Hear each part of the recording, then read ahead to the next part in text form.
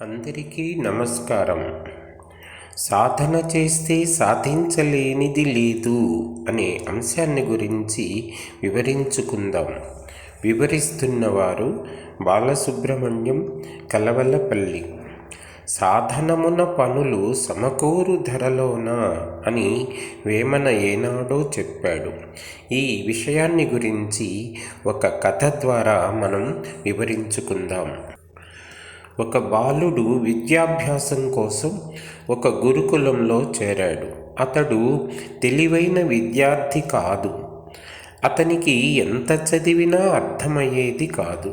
అతనికి వ్యాకరణం అంటే ద్వేషం. తోటి విద్యార్థులంతా సులభంగా విద్యను అభ్యసిస్తుంటే అతనికి మాత్రం గురువు ఎన్నిసార్లు చెప్పినా ఏమీ అర్థమయ్యేది కాదు. తోటి విద్యార్థులు అతన్ని మందబుద్ధి అని హేళన చేసేవారు. అప్పుడతడు చదవడం తన వల్ల కాదని ఇంటికి వెళ్ళిపోవాలని నిర్ణయించుకుంటాడు. గురువు వద్దకు వెళ్ళి, గురుదేవా, ఎంత చదివినా నాకు ఏమీ అర్థం కావడం లేదు. నాకు చదవాలని లేదు. నేను ఇంటికి వెళ్ళిపోతాను అని అనుమతి కోరాడు. అప్పుడు గురువుగారు, సరే, ఈ చద్ది మూట తీసుకొని వెళ్ళు అని చద్దెన్న మూట ఇచ్చి ఆశీర్వదించి పంపించారు. ఆ బాలుడు గురువుకు పాదాభివందనం చేసి తన గ్రామానికి పయనమయ్యాడు. కొంత దూరం వెళ్ళిన తర్వాత ఆకలి కావడంతో గురువుగారు ఇచ్చిన చద్దెన్నం తిందామని చేతులు కడుక్కోవడానికి ఒక బావి వద్దకు వెళ్ళాడు. అక్కడ ఒక మహిళ బావి నుండి నీళ్లు తోడుతోంది. ఆమె నీటిని తోడేటప్పుడు నిరంతరం తాడు రాపిడికి ఆ బావి యొక్క రాతి గోడ అరిగి అచ్చులు ఏర్పడ్డాయి. అలాగే బావి ఒడ్డున మట్టి కుండలు ఉంచే చోట వృత్తాకార గుంతలు ఏర్పడ్డాయి.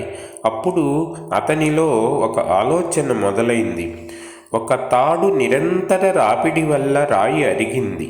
మట్టి కుండను ఒకే చోట పెట్టడం వల్ల అది రాయిని గుంతగా చేయగలిగింది. కాబట్టి నిరంతరం ప్రయత్నం చేస్తే నాకు చదువు తప్పక వస్తుంది అని భావించాడు. వెంటనే ఆశ్రమానికి తిరిగి వెళ్ళాడు. గురువు వద్ద విద్యను అభ్యసించడం మొదలుపెట్టాడు. అందరూ ఒకసారి చదివిన దాన్ని 100 సార్లు చదివేవాడు. వ్యాకరణంపై ప్రత్యేక దృష్టి పెట్టాడు. అలా పట్టుదలతో చదివి మహాపండితుడిగా మారాడు. భారతదేశం గర్వించతగ్గ వ్యాకరణవేత్తగా పేరుగాంచాడు. అతడే ముక్తబోధ అని ప్రసిద్ధ సంస్కృత వ్యాకరణ గ్రంథాన్ని రచించిన వాసుదేవ్. ముక్తబోధ భారతదేశంలోని భాష మరియు సాహిత్య చరిత్రలో అతనికి శాశ్వత స్థానాన్ని సంపాదించి పెట్టింది. దేవగిరి మహారాజు అయిన మహాదేవ్ ఆస్థానంలో వామదేవ్ న్యాయ సలహాదారుడిగా వ్యవహరించి ప్రఖ్యాతిగాంచాడు. కాబట్టి సాధన చేస్తే ఎలాంటి కార్యాన్నైనా మనం సాధించుకోవచ్చు. ధన్యవాదాలు.